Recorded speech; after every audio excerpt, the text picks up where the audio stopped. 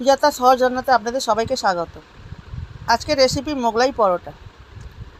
এটি বানানোর জন্য আমরা ময়দা মেখে নেব, ডিম নিয়ে নেব, পেঁয়াজ কুচো, আদা কুচো, কাঁচা লঙ্কা আর ধনেপাতা কুচি নিয়ে নেব। এবার একটা বড় জায়গার মধ্যে আমরা এই পরোটাটাকে তেল দিয়ে বেলে নেব। পাতলা করে গোল করে বেলে নিতে হবে। এইভাবে পাতলা করে গোল করে আমরা বড় করে বেলে নেব।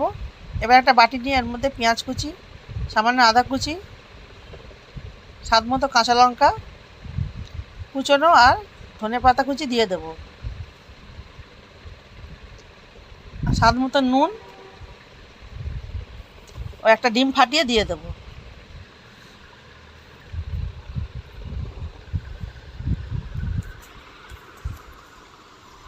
এবার ডিমটাকে দিয়ে এটাকে খুব ভালো করে ফেটিয়ে নিতে হবে, যাতে সমস্ত উপকরণগুলো ডিমের মধ্যে ভালো করে মিশে যায়। এবার পরোটার মাঝখানে ডিমের মিশ্রণটাকে আমরা ঢেলে দেব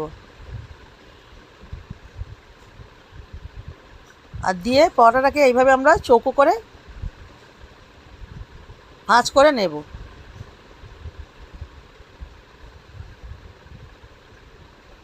এইভাবে চৌকো করে ভাঁজ করে নিতে হবে। এবার একটা চাটু বসিয়ে চাটুটা যখন গরম হয়ে যাবে তখন এর মধ্যে আমরা ওই বেলে রাখা পরোটাটা আলতো করে তুলে দেব।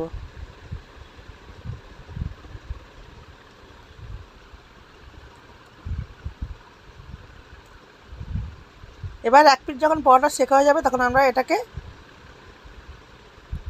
উল্টে দেব, দিয়ে অপর পিঠটাও ভালো করে শিখে নেব। এইভাবে আমরা পরোটাটা এপিঠ ওপিঠ ভালো করে চেপে চেপে লাল লাল করে শিখে নেব।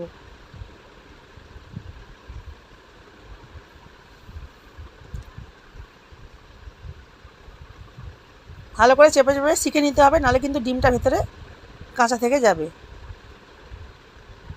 দেখুন এইভাবে লাল লাল করে দু পিঠ শেখা হয়ে গেছে। এবার এর মধ্যে আমরা রিফাইন অয়েল দিয়ে দেব, দিয়ে এটাকে লাল লাল করে চেপে চেপে উল্টে পাল্টে ভালো করে ভেজে নেব।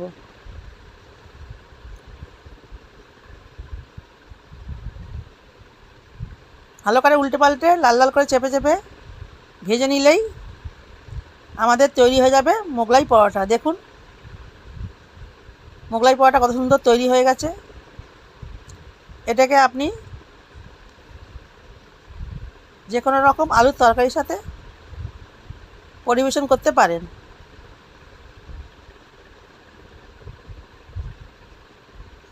এই দেখুন এইভাবে চেপে চেপে মোগলাই পরোটাটা আমরা ভালো করে লাল লাল করে শিখে নেব। তারপরে এটাকে খুন্তি দিয়ে মাঝখানে 4 টুকরো করে কেটে নেব। নিলেই আমাদের তৈরি হয়ে গেল আজকের মোগলাই পরোটা।